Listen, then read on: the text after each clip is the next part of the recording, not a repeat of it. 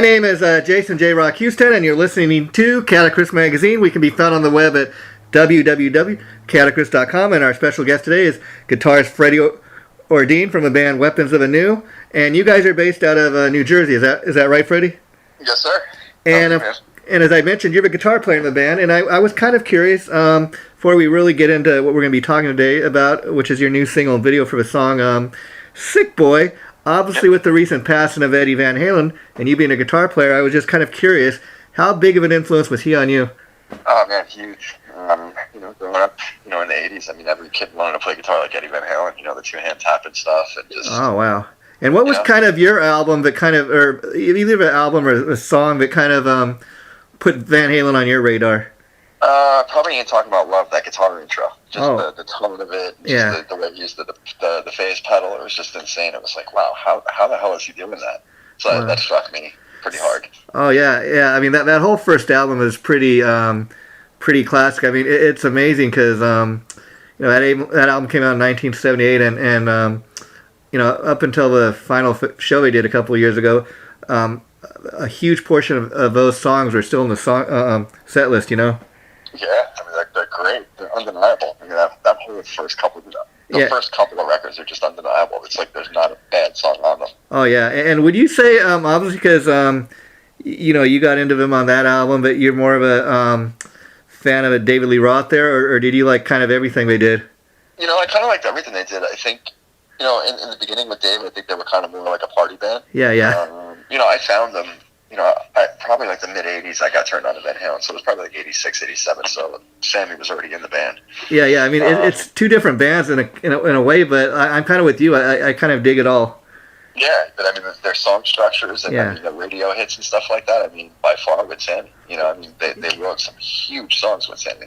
Oh, yeah, and there's no denying that, and I dare say that Sammy's a much better singer and songwriter, but Dave, I will say, because he's the original singer, kind of he was an entertainer. He brought that kind of aspect to and it's interesting because while Sammy's definitely a better singer, some of Roth's nonsensical lyrics kind of it still gets you thinking. I mean, there was a new studio track on their greatest hits album that came out in '96 called Me Wise Magic, and the singer that plays in a Van Halen tribute out here in LA, he was telling me that he goes, if you listen to the lyrics, a lot of the lyrics don't make a lot of sense, but it's because Dave was into yoga and it's about meditation and stuff, so he kind of really gets into some deep stuff there sometimes with his lyrics. I got to go back and check the lyrics on it. I don't think I ever looked at them that close. Yeah. But anyways, we're talking to you today, Freddie, about your band's current single, which and video. There's a great video for it I was watching today. Getting prepared for this for Sick Boy. Now, I understand that this is your guys' first time doing a cover song, and the original artist was the Chainsmokers, and so I actually listened to kind of both versions. I got to tell you, I've never heard of the Chainsmokers again, so I guess the first question would be, talk about your decision to cover this song and how you chose this song to cover. We would go back and forth for years about doing a cover. And, this guy would want to do this one, this guy would want to do this one.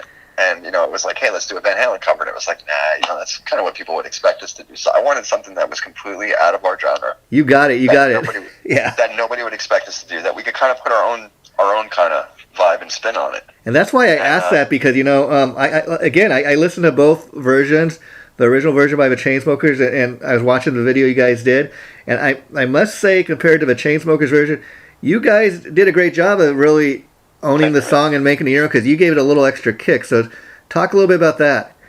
It was just, it's just our attitude, our vibe, how we play, and just like, I guess, Weapon's fingerprint, it's just, it's what we sound like. So, like, if we were going to do something, I didn't want to do, like, dude, what the hell could any of us bring to a Van Halen song? It's like, it's already been done, like, the best it's ever going to be done. Well, like you said, that would be a little kind of, as great of a job as I'm sure you could do, Freddie.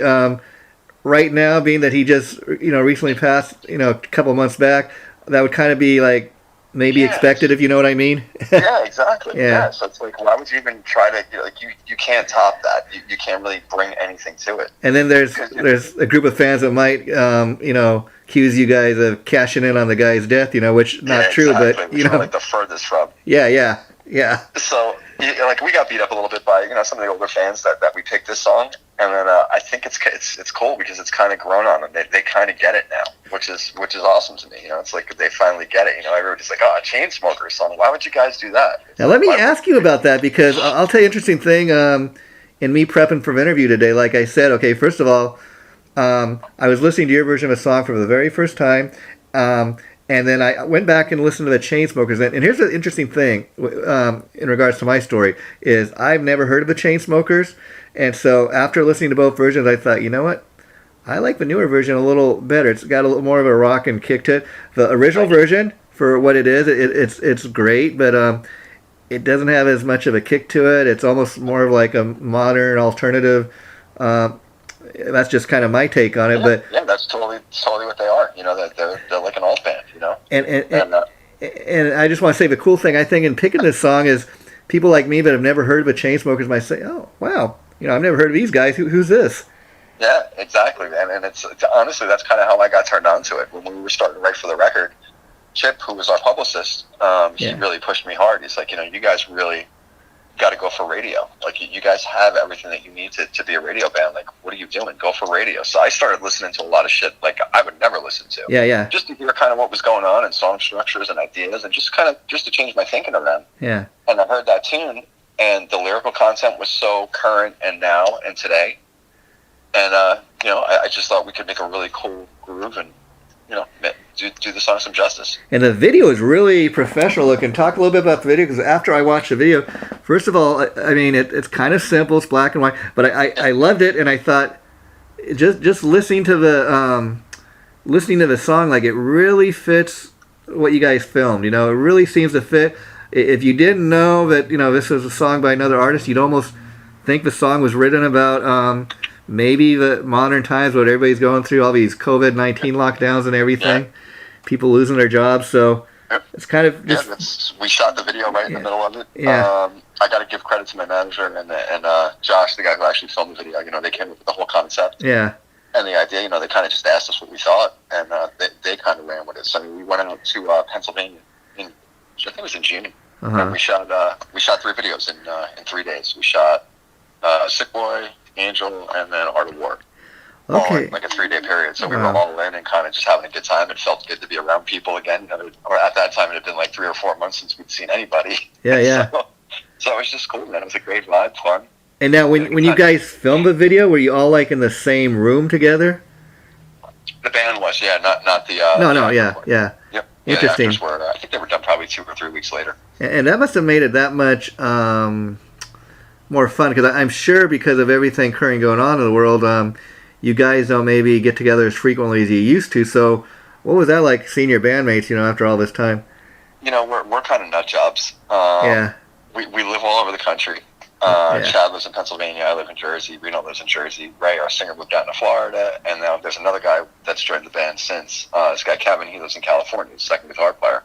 Wow. And we've still been getting together like usually once a month. Oh, that's great. Get together and get in rehearsal and kind of keeping our shit together and getting our chops tight and really getting the record, the live performance of the record to sound and feel like us. So it's been really great, especially with having 2 new guys in the band and just kind of gelling with Chad and Kevin. And it's been awesome.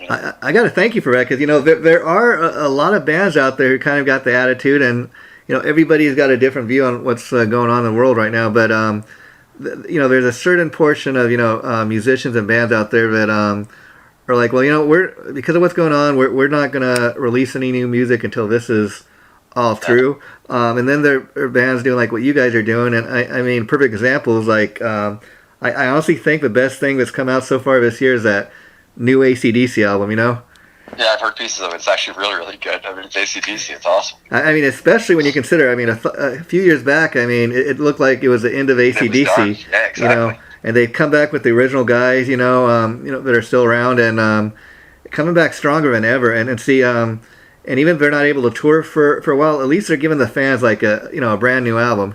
That's kind of how we felt about it. It was like, we're not going to stop being musicians. I mean, and honestly, when there's this much turmoil around it, it just gives me more power to write. It's just more shit for me to feed off of. Yeah. So I wasn't going to sit back. I was like, yeah, fuck that. Like, while everybody else wants to sit back, like, let's get our shit together so when things do open back up, we can really just go out there and strike. You know, so our plan was just to kind of put out. We're going to put another single out, I think, in February. Okay.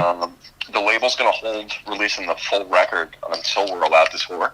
Okay. So, but they're giving us all the ability in the world to release single after single after single after single. So at least we can keep people interested and kind of still keep that line of communication open with the fans. Yeah, now a lot of places right now, like even here in California, where I'm from, Los Angeles specifically, a lot of places we're starting to kind of open up again. Now they're locking places down again. Or since Kevin, our other guitar player, he's from LA. He was out here 2 Sundays ago, and he works in a restaurant. That's his normal day job. Yeah. And he left here Sunday. He texted me Sunday night. He's like, bro, I got no job. I'm like, what do you mean? I'm like, did they fire you? And he's like, no, they closed everything down again. I was like, oh my God.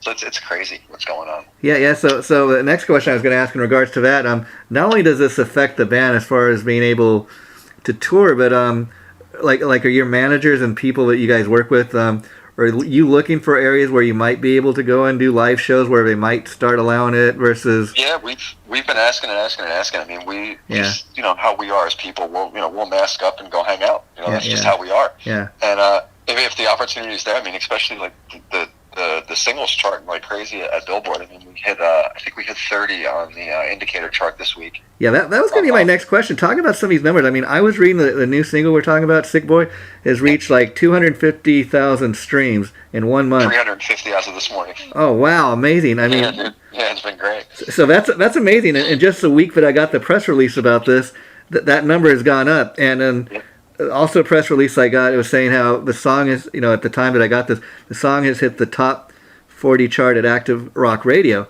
Now, that is great numbers when you consider this is not like, Guns N' Roses releasing a first single in 20 years, but this is from a band that is not really that well known. So what do you contribute that to?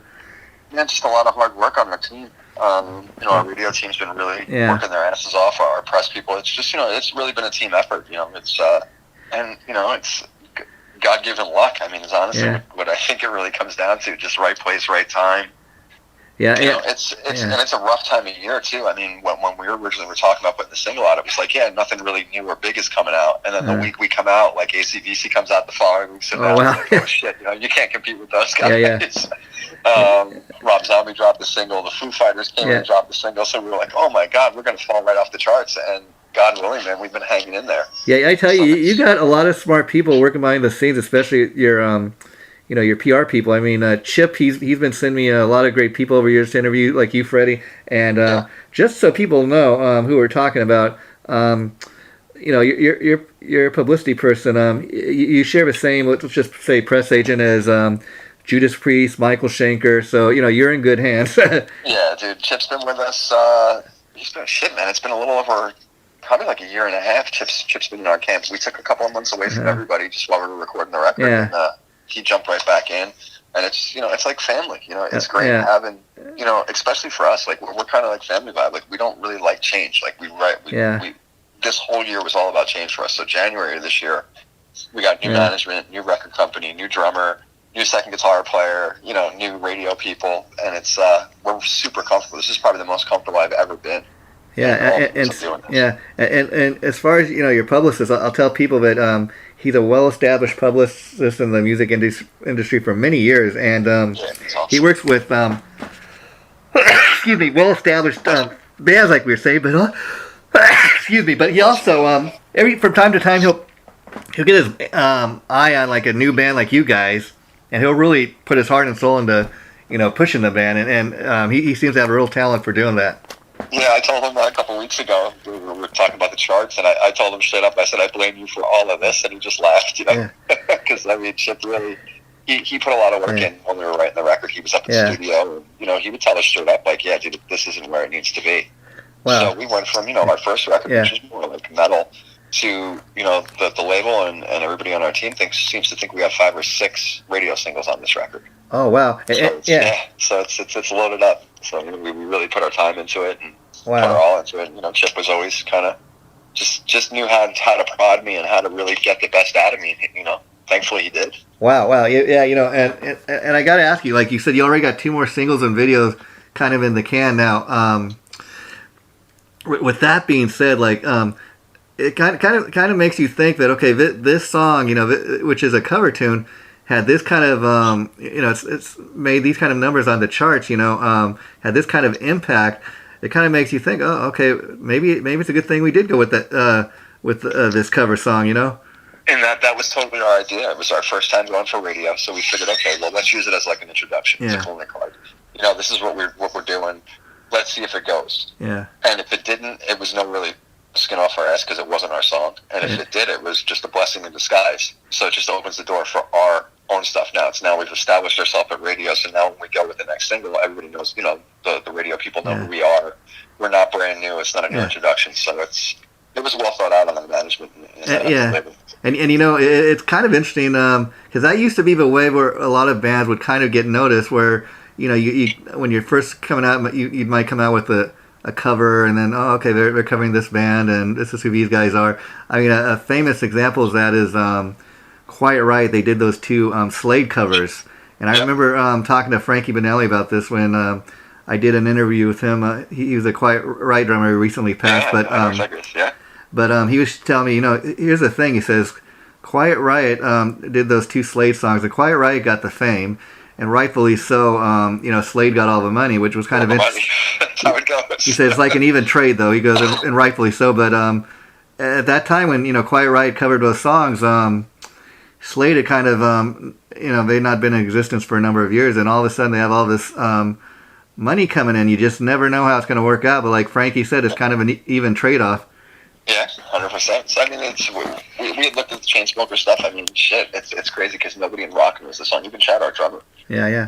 He's a total music head. He thought we wrote the song. I had to tell him, I'm like, no, dude, that's a cover. He's like, what? Yeah. So he had no idea. And it's nuts because we looked at it. I mean, it's got like 260 million streams. Yeah, and I'm sure they know about it because I know when you do a cover, you got to pay the licensing fee and that. But we've spoken to their management. Our management's actually spoken to their management. They're super into the song. That's why I was going to ask, like, what was their reaction? Yeah.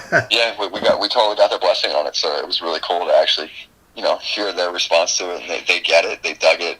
They wanted it to be one of their radio singles, and at the time the label didn't. So they were super happy that we were going radio with it. Oh, that's cool. I mean, wow. Yeah, so it was cool. So you're getting some original love by the original artist. And now, like you said, your first album was kind of like really much more of a metal album. Now you guys are working on towards your, I guess, next album. Do you see like a progression in the band, or do you see more of the same, or? No, definitely progression. I mean, there's definitely some heavy stuff on it. There's heavier stuff on this new record than on the first record. But then there's two ballady kind of, dare I say ballad, but balladish kind of songs on it. Then it's a pretty badass record, man. We're super proud of it. So I can't wait to get it out for people to hear it. So I guess in regards to like recording another album, do you see the band as kind of, since this is your second album, you're still kind of developing the band's sound? Do you think there is a sound, or like is there a weapons of a new? I think we finally came into our stride on this record. Yeah.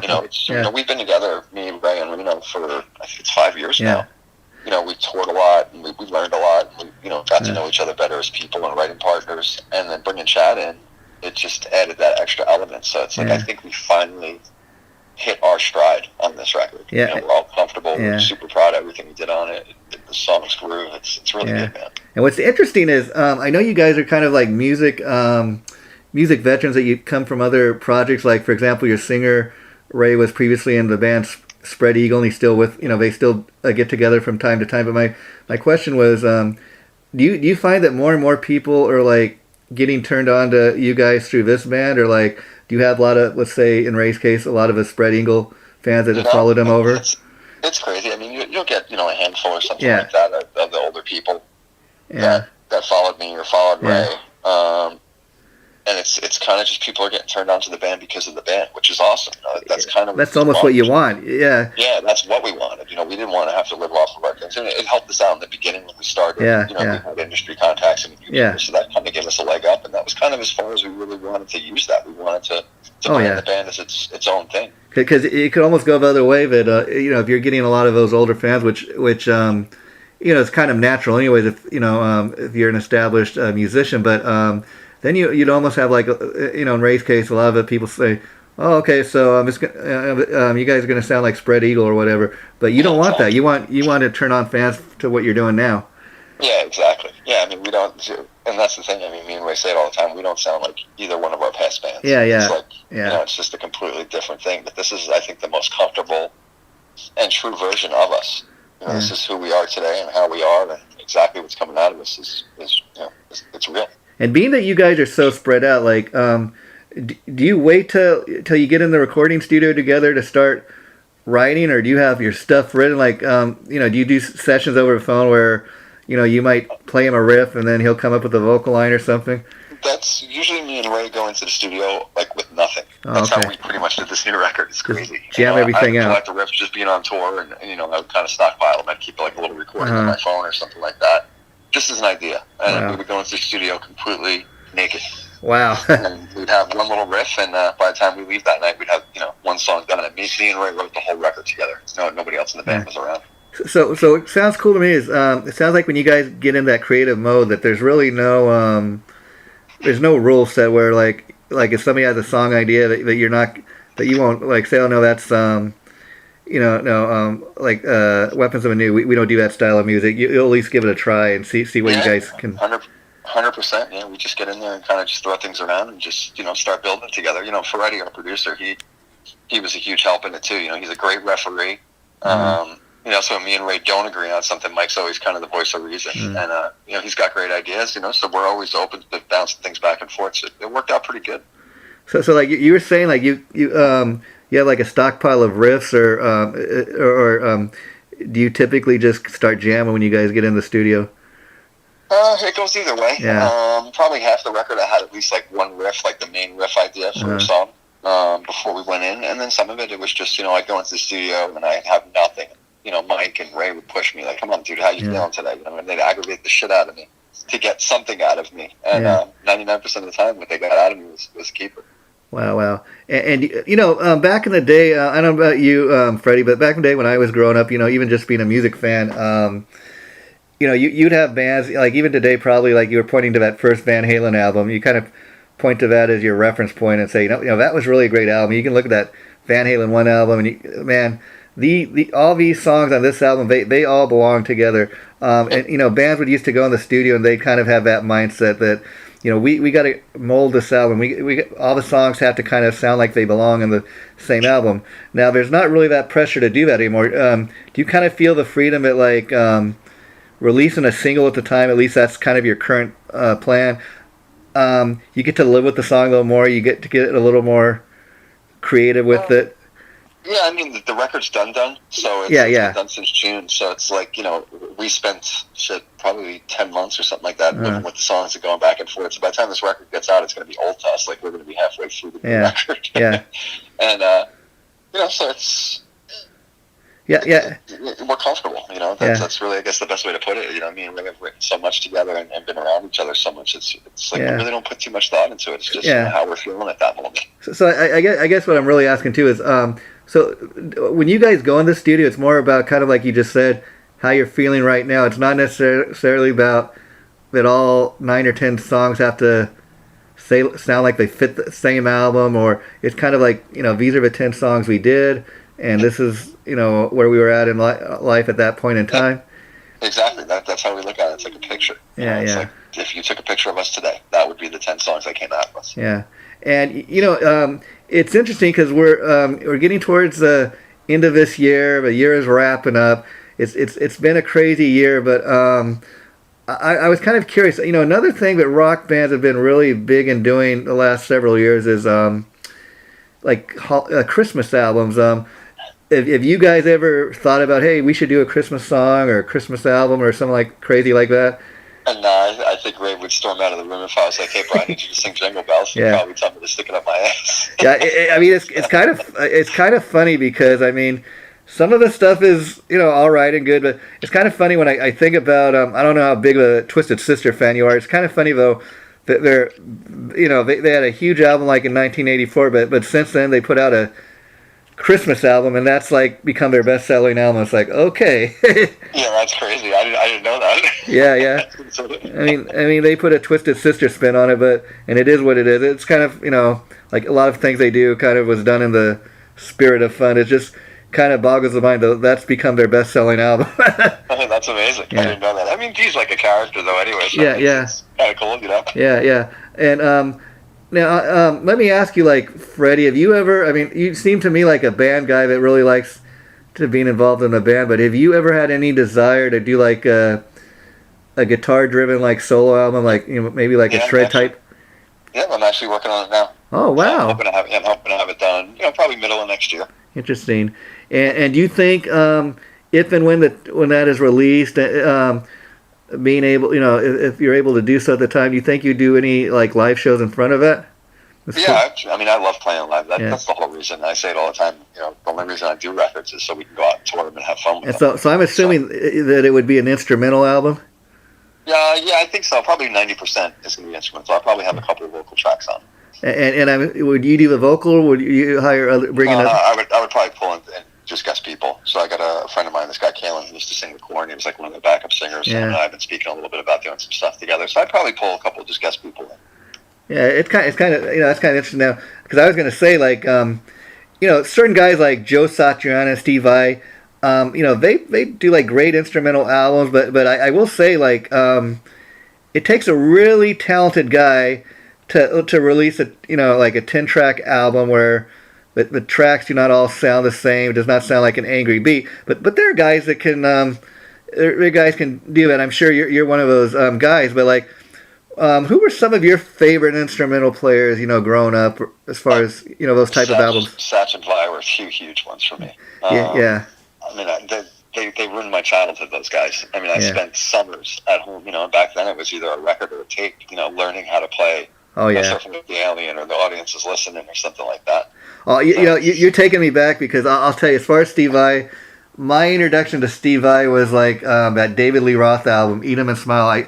Remember the Guitar Talk? Yeah, that's amazing. It was like, who the hell is this guy? How is he even doing that? That's what if you go back to Yankee Rose, and then you brought up the Audience Is Listening, which is my favorite on there. Of course, that track, the Audience Is Listening. I mean, it's kind of like, if you watch the video, it's kind of got a Hot for Teacher kind of vibe to it. Yeah. And it's kind of interesting because it's pretty much, except for a spoken word part where he does some of the speaking, it's pretty much an instrumental track. Like you said, like in Yankee Rose, he's making the guitar talk to you. You can hear what it is saying. And that was the first time I'd ever heard anything like. And I'm like, man, this guy is keeping my attention. What is he doing?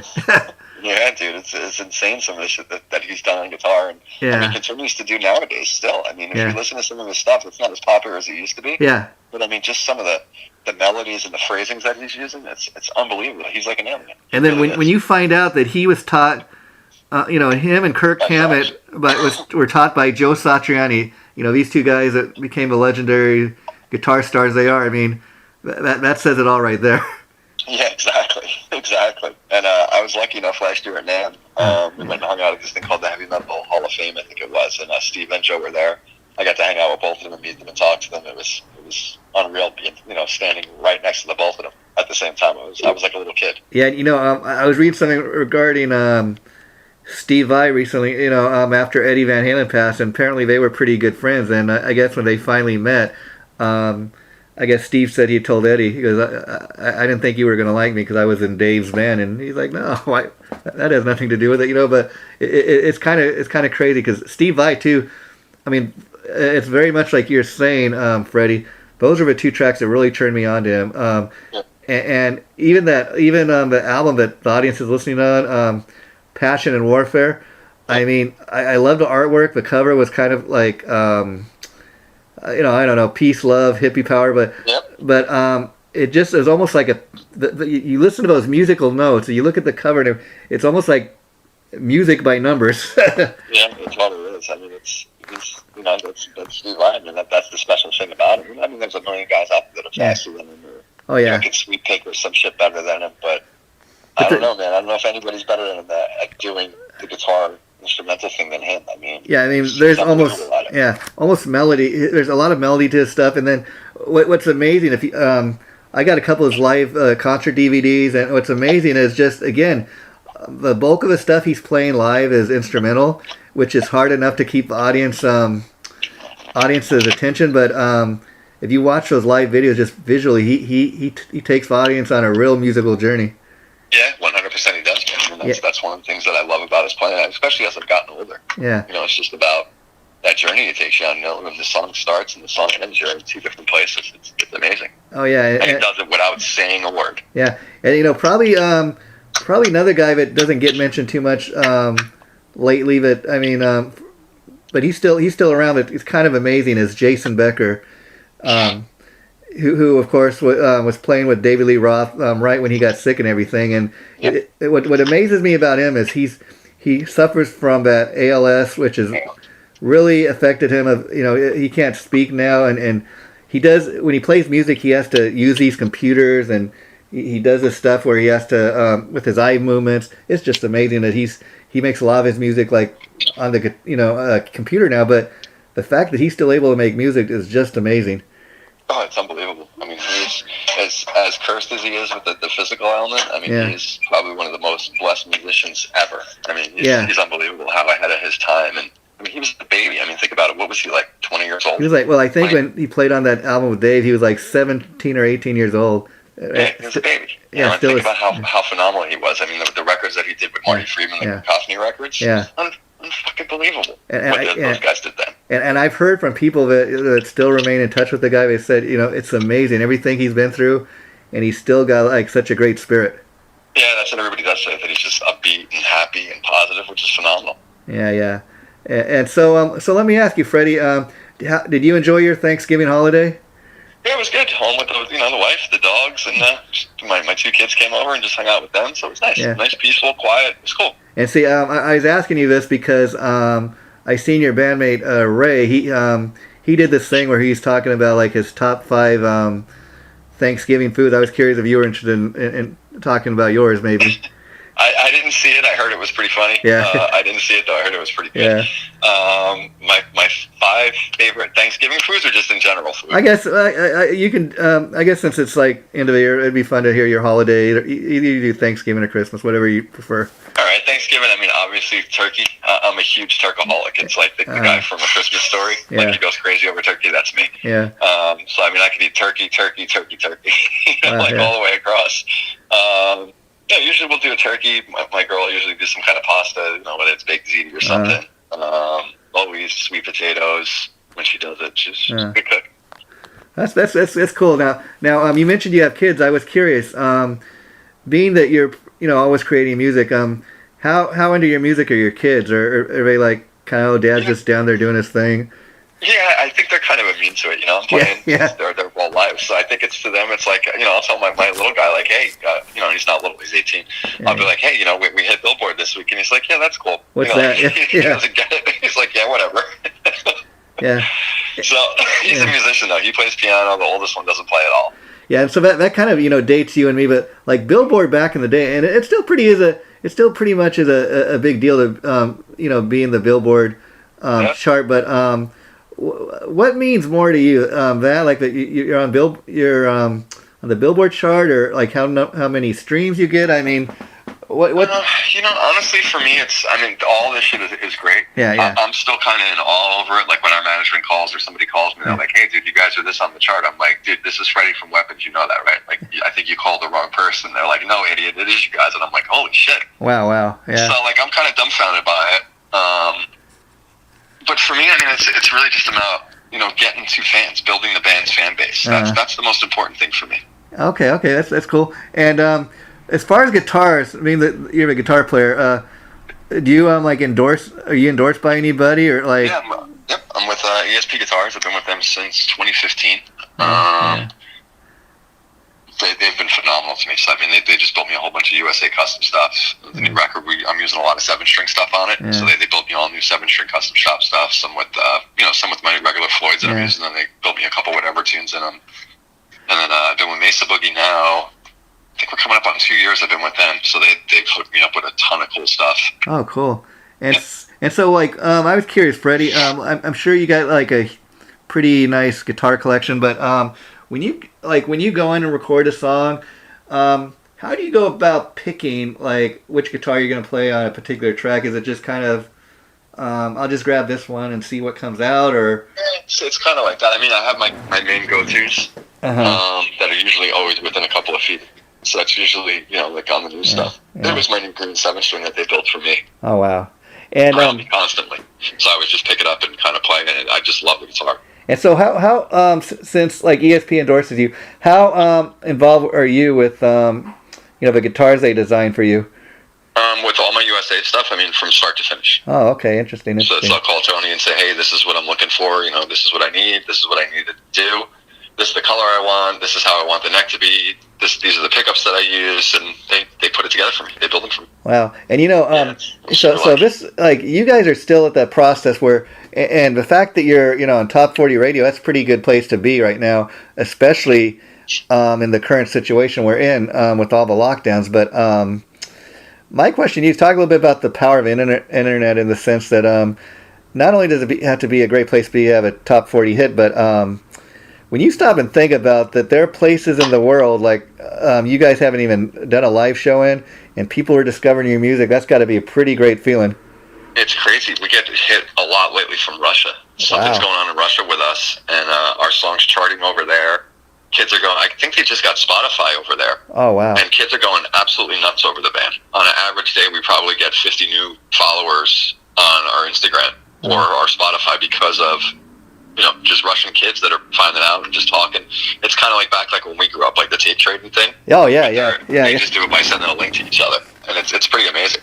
Oh, yeah, and you're bringing me back to, like great time in my life, because probably, we're about the same age. I remember, I talk a lot about days of going to a record store, spending hours in there. People listening to this are like... I'm sleeping online for like the new Metallica record to come out. Like, if I told my kids that, they told me to fuck myself. Yeah, what's a record? What's a record? What's a record store? Yeah. What it was. And it's amazing that the vinyl's making a bigger comeback than I seen. And I seen even a couple labels are starting to release cassettes, and again, not as big as vinyl, but a lot of people will tell me, like, I don't even have a record player or a turntable, and I'm getting everything on vinyl just so I can have a collection. Yeah, it's true. A lot of people just want it for like that collection piece. When we're putting the new record out, we were talking about doing a picture disc for Sick Boy. I don't think we're going to do it just because there's we can't get out to really push it. Yeah. We don't strapped the distributor with it, so we'll probably wait until we can actually go out and tour. We'll put out limited edition vinyl on this for sure. And so I guess too with doing a cover, but there's not necessarily, like you said, if it's not a huge hit, there's not that pressure to have a hit with it. But then if it's a hit like it's been, it's that much it's that much better. But seeing the success you've had, do you think you guys would ever like put out another cover tune, or have you ever? A lot of bands have been putting out like cover CDs. Is that something you'd want to do? No, probably not. I mean, I personally wouldn't want to. Yeah. It's like for us, it was something kind of cool and just fun to throw in. One-time thing, yeah. Yeah, and like when we're on tour, I mean, it's not uncommon if you come to sound check, like you'll hear us playing James Brown or a Michael Jackson tune, like something completely out of our element. So stuff like that, like if you see us live, you'll definitely see us screwing around doing something. And Michael Jackson is kind of like might throw people off at first, like to see you guys do the Michael Jackson, but then we were talking about Van Halen earlier, and a lot of people, may forget that he played that great solo on the song "Beat It." Yeah, and exactly. So, even somebody like Eddie Van Halen, fucking insane. yeah. I mean, even somebody like Eddie Van Halen could do something like that. Go a little outside of his box, so to speak. But that's what makes that. Steve Stevens, that played with Billy Idol, he did "Dirty Diana." Yeah. Oh, yeah. There's some great guitar players that have played with him. Oh, yeah. I mean, so point well taken, but. I will say too that I think a band like what you guys are doing, that you've probably got like between you and Ray, you're such great songwriters, and there's that chemistry. So I think you got probably like so much great original material. It's like we don't really need to cover somebody else's material.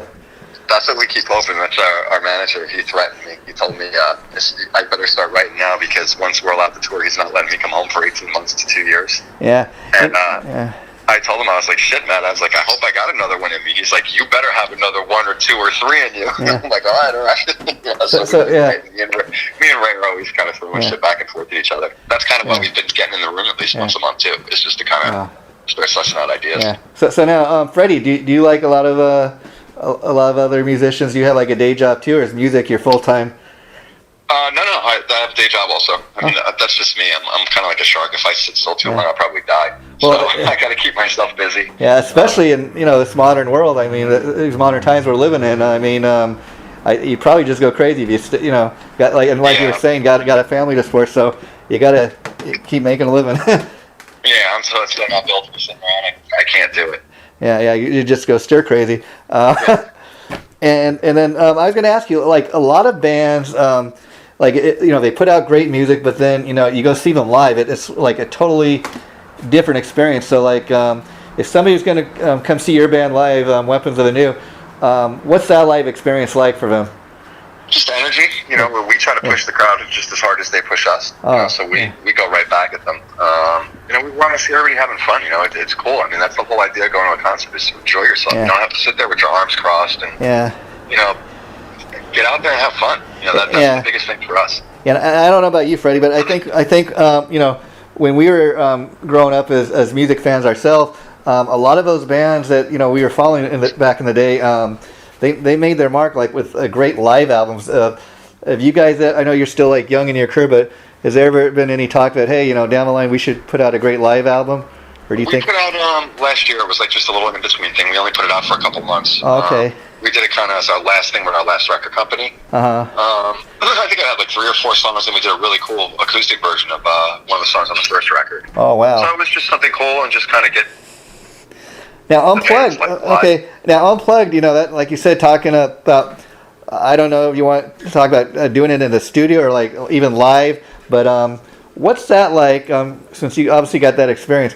Playing unplugged or acoustic, however you want to put it. I dig it. To me, it reminds me of being in my living room on my couch with Ray. Just hanging out and just 2 guys, just getting down and just doing a thing. Yeah, I'll tell you one of my favorite acoustic things was that Kiss Unplugged thing they did back in '95. I mean, when Ace and Peter came back, right? Yeah, but what's great about that? A lot of those songs have not been played live in years, and just cutting acoustic versions of them like. It almost brought some of those real old songs, like gave them a new life, Yeah, 100%. Dawkins did the same thing with that acoustic rap. It was called One Live Night. Yeah, I got that. I know exactly what you're talking about. And George Lynch killed it on that record. I mean, just the little bit of stuff that he did on the ESP Strat. Yeah. Fucking awesome. I thought it was great. I thought the songs were better that way. Oh yeah, and that's typically been my experience. And then you take a band like Extreme. As much as I love that song. More than Word, which is kind of sad about that is Extreme's a great band. They got a lot of great classic songs, but when people bring up Extreme, oh yeah, they're that one-hit wonder band. They had that song More Than Words. I'm like, no, you guys forget. You got to go back and you missed a whole bunch. Like get the funk out, Decadent Dance. I mean, just so much great stuff. The guitar work on those first 2 records was fucking real. He was phenomenal, that kid. Yeah, well, and I want to ask you, Freddie, because we mentioned Van Halen, but I don't know who some of your other heroes were, but I was curious, is there like an album or a band that you could kind of point to and say, that's my favorite album, or that's one of the albums that really, or bands that really influenced me doing what I'm doing now? For the heavier kind of stuff like this, I'm going to say probably like Metallica, the Injustice record. Or, cool. Probably Megadeth when they put out Rust in Peace. That was another one. Oh, interesting. That kind of, it was just James's right hand. I had grown up listening to guys like Van Halen and stuff like that. Those guys didn't pop me like James. So when I heard that, I was like, what the hell is that? Like, how is he even doing that? Yeah, and summer gone, sitting home with the tapes and tablets or books learning how to do that. It's kind of like when I heard, the guys in Pantera were so heavily influenced by Van Halen too. Van Halen and Kiss. But I heard like when Dimebag was Daryl was buried. He was buried in a Kiss casket, and then Eddie Van Halen donated his guitar to be put in his casket. I mean, how cool is that? Yeah, it's awesome.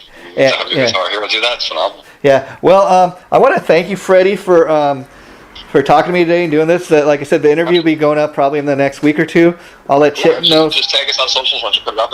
Yeah. We will do that. And real quick, the reason I was asking you about, albums that kind of influenced you, I was keeping you in mind for, I also do, it's for the same site, but I also do this other interview series. It's called On the Record. I don't know if you've heard of it, where we talk to guys about, their favorite albums. Like you mentioned, you could think about it, like if you wanted to talk about Rust in Peace, if you want to talk about And Justice for All, maybe we could do a two-parter. Sure. And we could really get into details, like why that album was such a great influence, or what the band meant to you, your favorite member, your favorite. So, thanks for doing it, and we will do it again. Okay. Okay, cool, man. Take care. Bye.